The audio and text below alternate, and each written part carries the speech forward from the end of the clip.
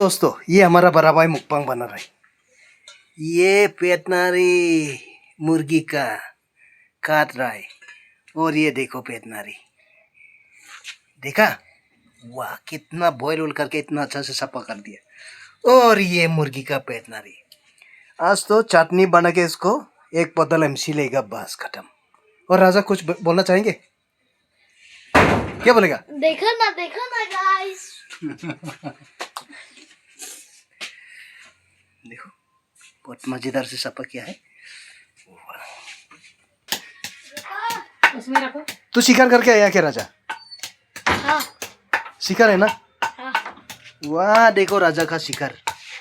वाह और ये क्या मार के लाया?